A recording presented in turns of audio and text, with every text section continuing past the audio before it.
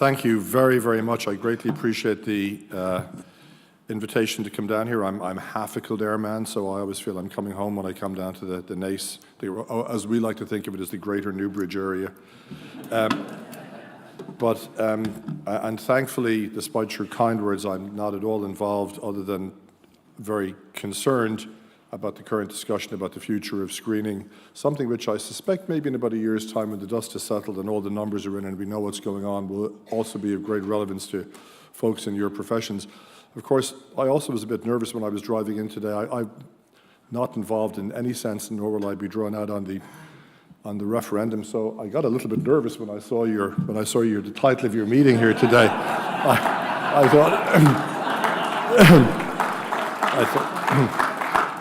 I thought I was being surreptitiously inveigled into taking sides in the debate. I'm 61, and I've been involved pretty much full-time in cancer work since I was about 26, and involved in my heart in it a lot longer than that because I had an interest in doing something with cancer really from the first day I was in medical school, and it's been a great challenge to my life. While not being at all non-cognizant of the awful tragedies that you encounter on a day-to-day basis, my job brings me great satisfaction. I love doing what I do. I love being able to help people, sometimes a lot, sometimes a little. But one of the really phenomenal things that has occurred is, it's nearly cliche to say it, I'm glad I lived long enough to see what we've seen happening in cancer treatment for the last couple of years. There's been simply a sea change in the treatment of cancer in the last several years. And I hope some of the numbers I will show you today will indicate to you the excitement that is occurring in our field and how I think it is also going to be relevant in yours.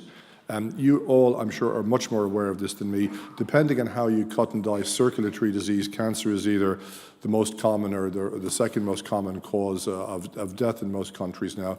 It tends to be somewhat after circulatory disease, but if you break circulatory disease down into heart attacks and strokes, cancer sometimes comes out number one. But it's a common cause of death, and it will get more common. These are the up-to-date figures for the United States, where approximately 1.6 million people will be diagnosed with an invasive cancer in the year 2018. And we're not going to go through all the numbers, but as you can see, as you would expect for men, prostate is right in the top of the list.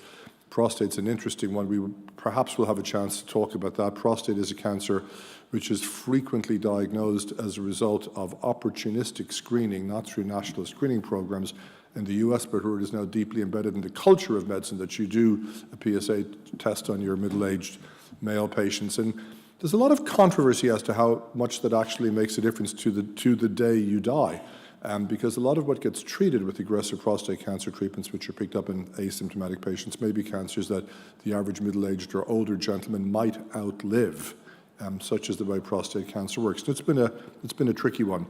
It's been all good news for lung cancer. Lung cancer is dropping in incidence, reflecting the fact that sometime in the early 1960s, smoking habits started to change. And for men, it took longer for women, but for men, cigarette smoking declined very dramatically during the 1950s, 1960s, 1970s, whereas it still went up for quite a few years after that in women. As a result, we're now seeing the inevitable decline in breast cancer mortality in men, and interestingly, we're seeing improved treatments in the disease as well. For women, breast cancer is still the most common, potentially fatal cancer, although as we shall see later, thankfully, because the treatment for breast cancer is so much better, it is no longer the leading cause of cancer death in women.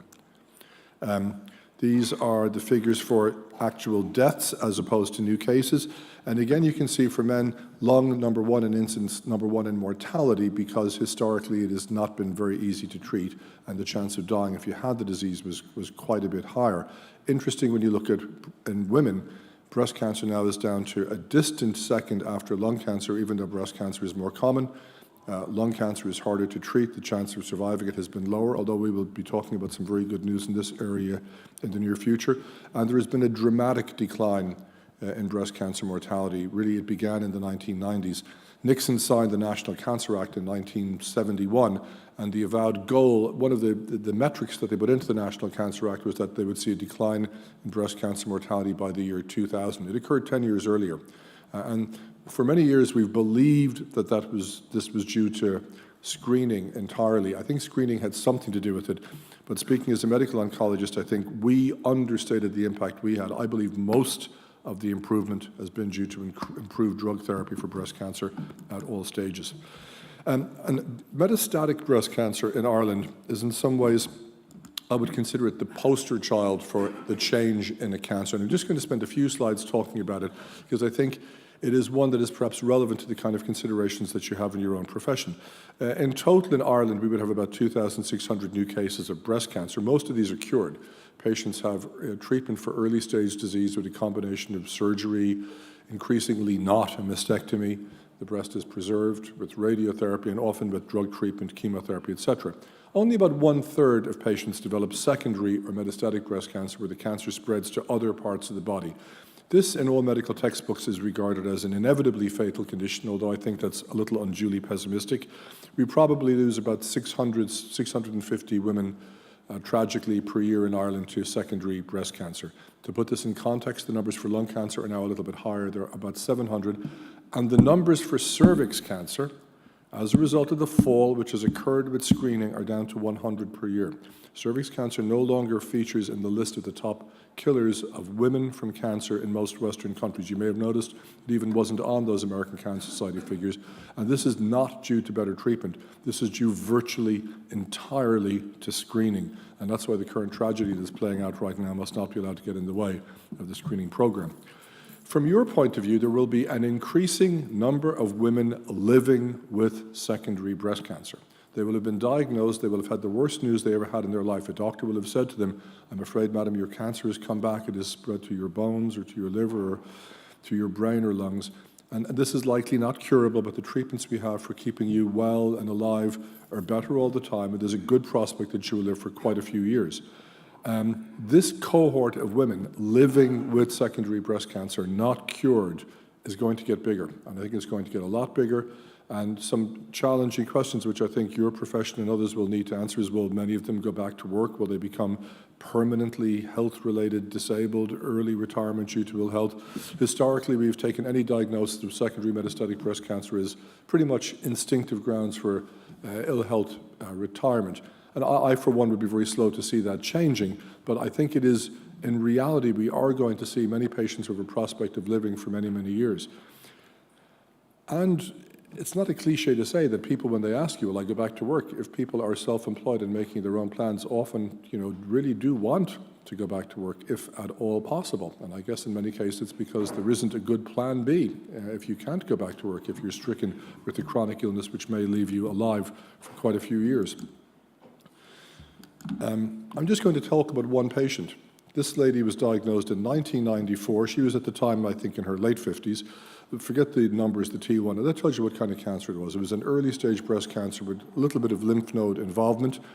She, as thankfully we seldom have to do now, did not have to have a mastectomy. She had the lump removed, had radiotherapy, and had her first exposure to chemotherapy, approximately 6 months of mop-up treatment after her operation to try and prevent or delay any secondary relapse of her cancer, followed by 5 years of an anti-estrogen tablet called tamoxifen, which parenthetically at its first clinical trial, I was talking to our colleague from Cavan here today, a doctor originally from Cavan, Dr. Mary Patricia Cole, who made her career in Northern Ireland and in England was the first one to do research with this drug in breast cancer, which probably has saved more women's lives than any other drug in the history of oncology. My patient did well for 7 years, and then I had to have that hard conversation with her one day when her test showed that her cancer had relapsed. She was no longer considered curable. She was one of the unlucky 1/3 where the cancer did come back. Because of her long disease-free interval and certain biological characteristics of her cancer, we made a decision to try and keep her away from chemotherapy and put her back onto anti-estrogen tablets and some bone-strengthening drugs. And lo and behold, she got 7 years, never cured, never free of cancer, going back to work, her cancer under control, taking tablets, coming up to me every few months for a little checkup, and that was her life. In 2008, after this 7 years of control, her cancer came back, and this time we had to go with chemo. And we're not going through all the details. Over the following number of years, she was on and off chemotherapy treatments. This lady was a famous opera aficionado who would be, while she was on treatment, while she was on chemo, traveling to Milan and to Berlin and to London to go to operas. She lived a full life, I think retired at her normal retirement time, was on a few new molecular cancer drugs, and was finally Finally died in last year. Lovely lady, we miss her. She was a great spirit in our unit. It was 23 years after she'd been diagnosed with cancer. It was 16 or 17 years after she'd had the bad conversation in which she was told your cancer is recurrent, spread, metastatic, secondary, incurable. Some would have used the word terminal for it, but it wasn't terminal in her case. She went on and lived for 17 years with it. So again, I believe there will be more and more patients like this with secondary breast cancer. She's an outlier, but I do believe the average survival following the diagnosis of incurable secondary breast cancer is now veering towards 5 years and probably more for these patients who've been told their disease was not curable. So we would hope that the disease will become of less interest to life insurers and more interest to permanent health, permanent medical income protection insurers. It certainly is becoming incredibly interesting to health insurers who are now grappling with the costs of lengthy illnesses with sustained treatment.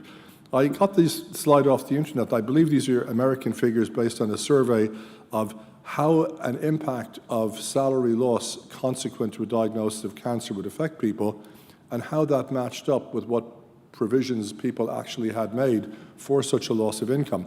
And it will be obvious that, as we say in oncology, there is, in many cases, clearly an unmet need here, and there is a need to educate people about the implications of what will happen, which are outlined in this slide. After a cancer diagnosis, the probability of being employed dropped by almost 10%.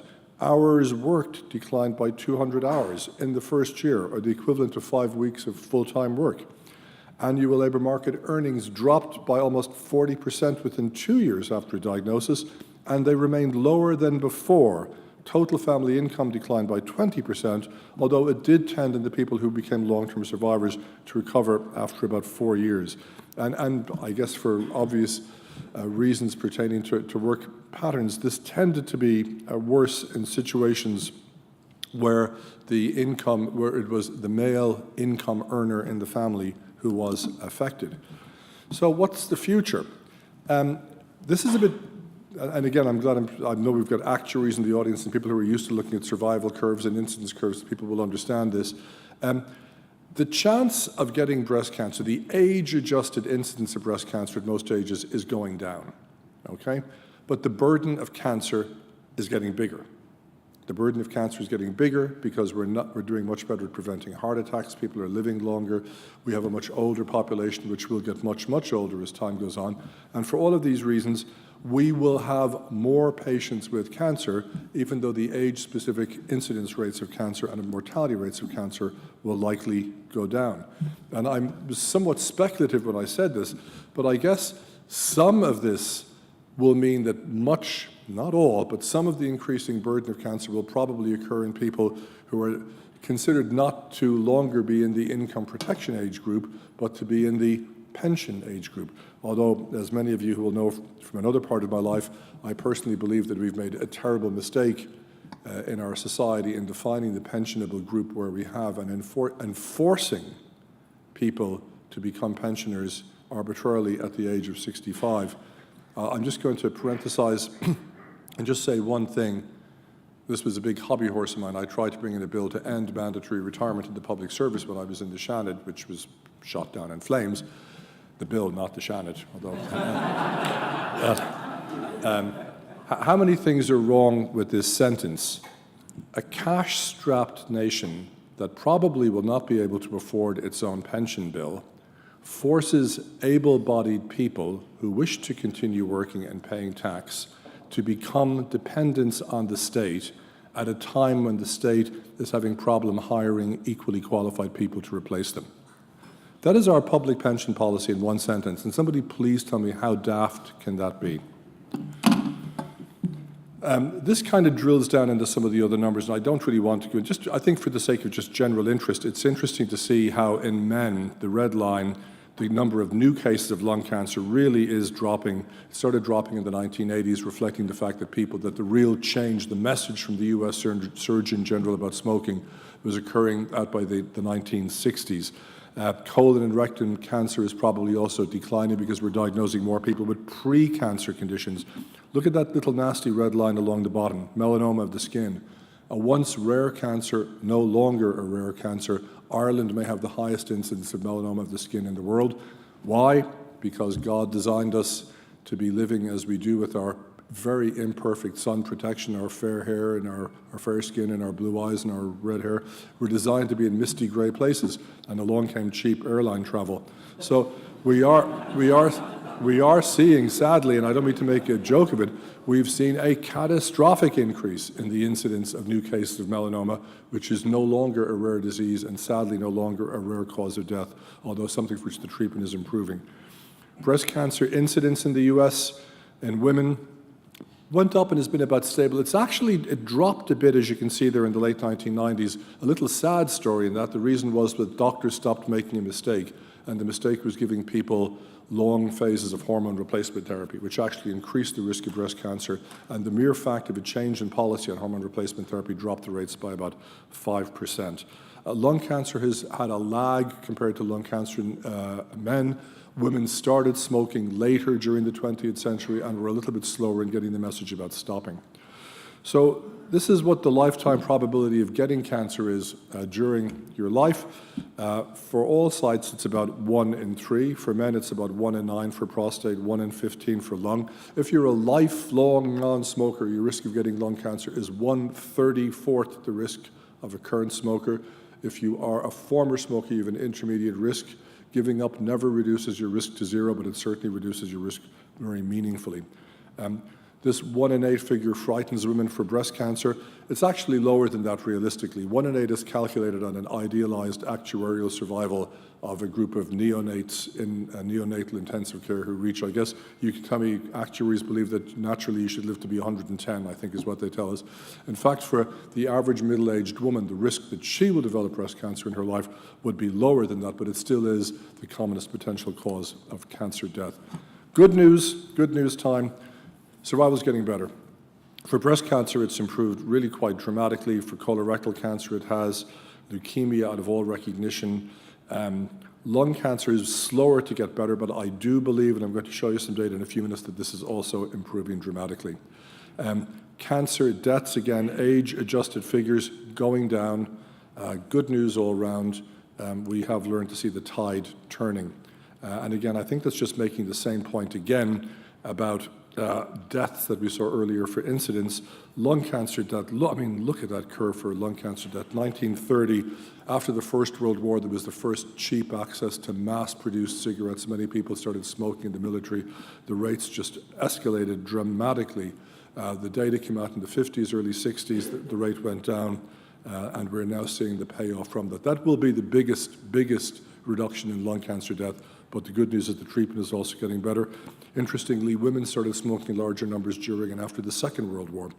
And again, there was a lag time in that, but it is finally starting to go down. This is not a depiction of the Samuel Beckett Bridge, but in fact is telling us what the number of lives saved because of the lower than projected death rates of cancer because things have gotten so much better. And that really is good news. I mean, it really is. They're figures that just really show how much better we are doing.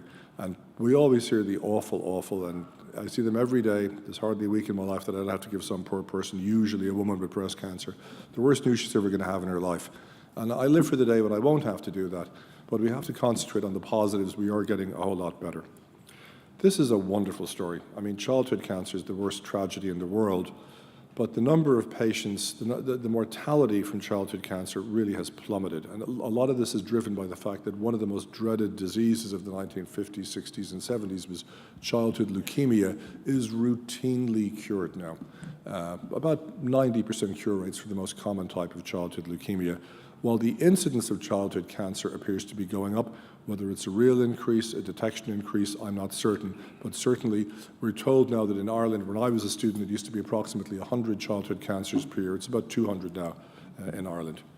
So, what has been the really amazing story of the last couple of years? This is actually the cover of Newsweek from the 1980s. And Dr. Stephen Rosenberg made the cover with an early breakthrough with immune system treatment for cancer, which looked like it was going to be amazingly promising. But then what the survival curve there on the right shows that in the best cancers, kidney cancer and melanoma, the ones where immune system treatment worked the best, it looked like it was quite disappointing. And we weren't actually, while there were some anecdotal patients who were getting great results, we weren't doing as well as we would have hoped to have done. But back to this year, and I guess this is 2016, Science, the most prestigious journal in all of science, it's the one that I promise you I will never have a paper in. Nearly nobody in Ireland, a few people have a paper in Science. It's the top of the pile. The cover story was Breakthrough of the Year, Cancer Immunotherapy, and it has been a simply amazing story. And without going through all the details, we all know we have an immune system. I suspect there are a dozen people in this audience who at some stage have been diagnosed with a disease characterized by an overactive immune system. Our immune system has brakes on it. Our immune system is very good for fighting leprosy and bacteria and viruses and funguses and all of those things, but it has natural brakes built into it to stop it attacking our normal selves. And when those brakes break down, people get things like rheumatoid arthritis. And I bet you there's somebody with rheumatoid arthritis in the audience, with psoriasis. I bet you there's somebody here who's had immune thyroid-related disease here in the audience. These are all common conditions where the immune system fires up a little bit too much and attacks some normal part of the body, causing illness. What a very brilliant man called Jim Allison discovered about 15 years ago were the nature of these brakes. And as a result of his research, work was done which enabled the brakes to be turned off. And to everybody's great surprise, it was discovered that the brakes, checkpoints they're called, also protected cancer. The cancer actually was recognized as being more foreign by the immune system than we thought. We always thought the reason why immunotherapy didn't work in cancer was the immune system is good for seeing foreign invaders, but cancer wasn't a foreign invader. As Pogo said in the famous cartoon, we have seen the enemy and he is us. And this was the problem. But what we didn't realize was that the immune system could recognize cancer, but was prevented from doing its job because the brakes were turned on. And when these drugs came into play, they took the brakes off. And the first study, again, was in melanoma.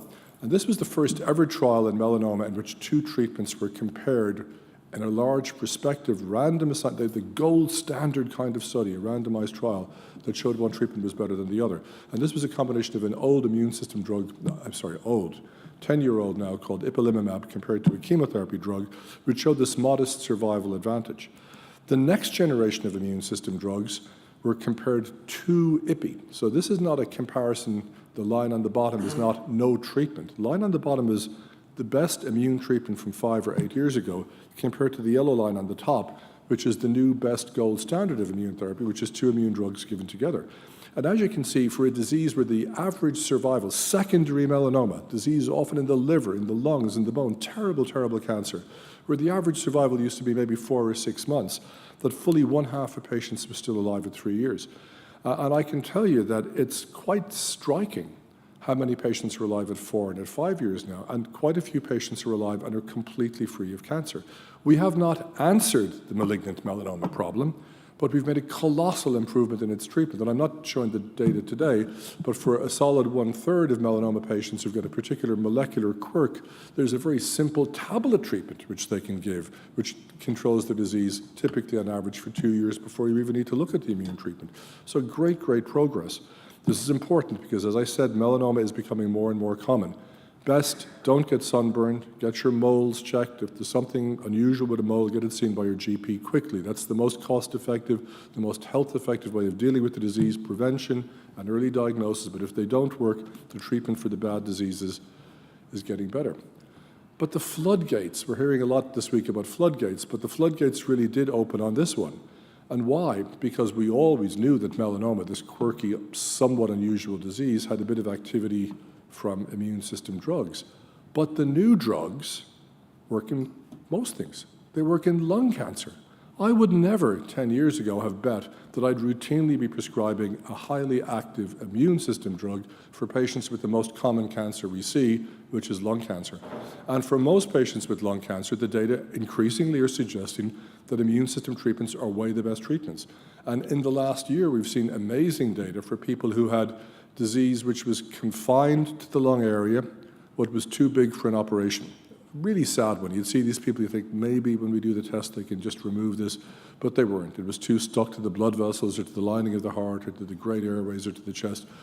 And you gave them chemotherapy and radiotherapy with some chance of cure, but it was small. It was about 10 to 15%. Data last year showed that if you do the chemo and the radiotherapy for those patients and add immune treatment for a year afterwards, it looks like you're tripling the percentage of patients whose disease is controlled. So the obvious logic of this is that even the patients with their cancer removed who are at risk for relapse will be studying whether they should get the immune system treatment, and the patients who've got advanced lung cancer, which I'm going to show you in a moment, many of them should definitely get it. This is a list of the cancers where immune system treatments are active. Along the left, the ones in red are ones where the US FDA has approved immune system treatment. We're a long, long way from having access to those drugs in those proven settings in Ireland right now, and it's all down to health economics. We've got, unfortunately, a very tough health technology assessment going on here right now. This slide did not project well, but the two lines on the graph have the blue and the yellow. These are patients who had advanced secondary lung cancer. The blue got an immune system drug called pembrolizumab. The yellow got conventional chemo. I don't think there's any real ambiguity or doubt about the separation that we're seeing there. And the striking thing is that many of the patients with the immune treatment are having very sustained and durable remissions. These will be your clients. These may be people that are on treatment for 1 year, for 2 years, for 3 years. They've been told their cancer is probably fatal, but it hasn't been. We can't, and I can tell you, we won't be able to tell them in 2 years you're definitely cured either. There's going to be a colossal uncertainty principle involved in how we handle the evolution of the history of this. So the revolution has produced many unanticipated side effects. We're now treating all kinds of cancers with newer forms of drug treatment. More cancers are susceptible to it. We're increasingly dividing the different kinds of cancer not by the organ where they arose, like lung cancer. It's not just one disease now. We understand that there are lung cancers, without going into all the details, that are likely to respond to tablet treatment. There are others on the basis of lab tests that are more likely to respond to immune treatments. We're costing lots of money. The phrases terminal and incurable in many patients will, I believe, be converted to the phrases incurable, chronic. Rheumatoid arthritis is incurable. Blood pressure is incurable. Diabetes is incurable. These are all incurable diseases. People live with them on treatment with our best efforts to keep them alive and well for as long as we can. And I believe many of these patients who are in that category will be in a somewhat nebulous group who may be possibly cured. So what are the societal, the economic, the insurance implications? We're going to have more patients who are potentially cured, many living with cancer, many on ongoing treatment, and many living with tremendous uncertainty.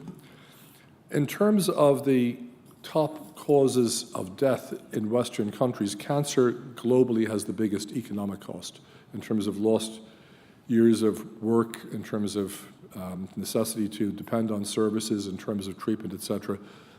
Cancer is there's an economic toxicity to cancer. Let's just skip through that, and we're going to skip through that. Now, this is the graph depicting the increase in medical spending related to cancer. And as you can see, it is just going straight up. And this was 2009. This is before the immune system drugs started hitting the health budgets in a big way. One of the other interesting things is that famous Moore's law about microprocessors, whatever it is, the ability to do DNA tests, the cost of identifying an aberrant gene is colossally decreasing. What does that mean? It means more patients, I believe, will be availing of sophisticated genomic tests which might point them in the direction of very expensive new molecular and immune system treatments. There's going to be quite a diffusion, and there already is a major diffusion of the technology of having your cancer's DNA sequenced to see if there was something that the doctor might not have suspected was a weak point in that cancer, which could be treated or drugged with a new agent. So we will have an increasingly sophisticated group of patients, increasingly well armed with increasingly detailed information about their tumors, giving us a very compelling argument that they should look at new and expensive treatments for their cancer. Pharmaceutical spending, as you can see, increasing dramatically. The United States tends to drive it. And here we are now left with the issues of drug access, which is going to be a huge problem for your patients. In general, there is a two-step process between the data suggesting a drug works and it being available, and that is regulatory approval, which usually in the US is the FDA, in Europe it's the EMA, and that's only half the battle. In the States, if the drug is FDA approved, most agencies who are charged with paying for cancer treatments or paying for health treatments will pay for it. There is not a separate health technology assessment step if the FDA has given it approval. Individual insurers, individual HMOs may make different decisions, and that has happened. But in general, the default position is if the drug is FDA approved and you are insured, you will get whatever level of insurance coverage you have for that drug. That's not the way it is in Europe, and that's certainly not the way it is in Ireland. We have a separate health technology assessment stage here, and the result, unfortunately, as you can see on that, is that Ireland has now become a low-access country. We were a high-access country. We have become a low-access country. Historically, the UK really was pretty low down the rate. The NICE bureaucracy in the UK was one of the most restrictive of the major countries. But in fact, we have now become, unfortunately, a very low-access country. We have much slower approval process, and I can tell you a huge chunk of my weekly heartache is spent on trying to circumvent this for my patients. I'm just showing this because of the week that's in it. We can't afford to let screening get destroyed, and it's under real threat this last couple of weeks. Screening saves lives, screening saves money. But it will be important that people understand that screening is different to diagnostic testing. Screening is a strategy for reducing the cancer death rate in society by using low sensitivity tests which would never pass muster as being a good enough test for an individual patient who presented with symptoms. And that's one of the problems we have. And there is, I'm afraid, an inevitable logic about what's going on right now that we may need to stop screening, which would be a tragedy. I hope that does not happen. I had one more slide, I thought. No, maybe I don't. I do. If any of you are interested in hearing about cancer or reading about cancer, this is an absolutely phenomenal book. It's written for a lay audience. Siddhartha Mukherjee, who wrote it, was a young oncology trainee oncologist in America, and he wrote a book on the history of cancer and the history of cancer treatment. I learned things from this book. It is a phenomenally good read. You don't need any science background to read it. And Dr. Mukherjee is actually giving a talk in Dublin in the next week or two. I'm not sure where it'll be available online, and I, for one, certainly want to go to it. I was awfully jealous of this book. This was the book I always dreamed about writing myself, but he did a wonderful job on it. Listen, thank you very much for your attention. Keep up the good work, and I don't know if you do questions or